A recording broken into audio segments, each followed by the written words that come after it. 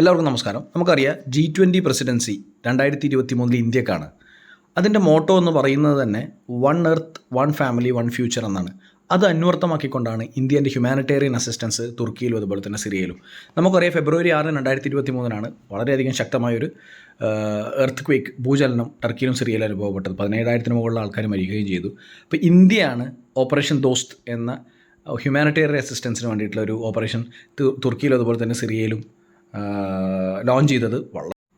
വളരെയധികം മാസീവായിട്ടുള്ളൊരു ഓപ്പറേഷനാണ്. Tons of relief മെറ്റീരിയൽസാണ് സിറിയയിലും തുർക്കിയിലേക്കും India അയക്കുന്നത്.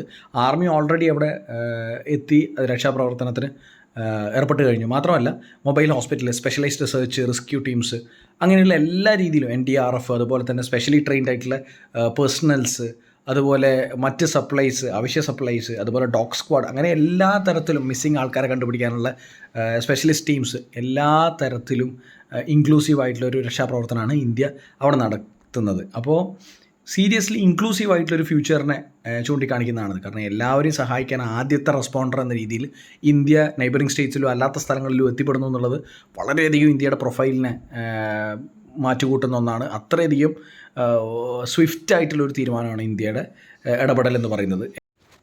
Operation ദോസ്ത് പോലൊരു ഓപ്പറേഷൻ എന്താണ് ചൂണ്ടിക്കാണിക്കുന്നത്? ഇന്ത്യ ഒരു റീജിയണൽ പ്ലെയറിനപ്പുറം ഇന്ത്യ ഒരു ഗ്ലോബൽ ലീഡറായിട്ട് ഉയർന്നു കഴിഞ്ഞു എന്ന് തന്നെയാണ്. വളരെ സ്വിഫ്റ്റായിട്ടുള്ള നടപടികളും ഡിസിഷൻസും അതുപോലെ തന്നെ വളരെ ഹ്യൂമാനിറ്റേറിയൻ ആയിട്ടുള്ള വളരെ എമ്പത്തറ്റിക് ആയിട്ടുള്ള കൺസിഡറേഷനും ഒക്കെ കൊണ്ട് ഇന്ത്യ ഏറ്റവും ഗ്ലോബൽ ലീഡർഷിപ്പിലേക്ക് മുന്നോട്ട് വന്നു എന്ന് തന്നെ വേണം പറയാൻ.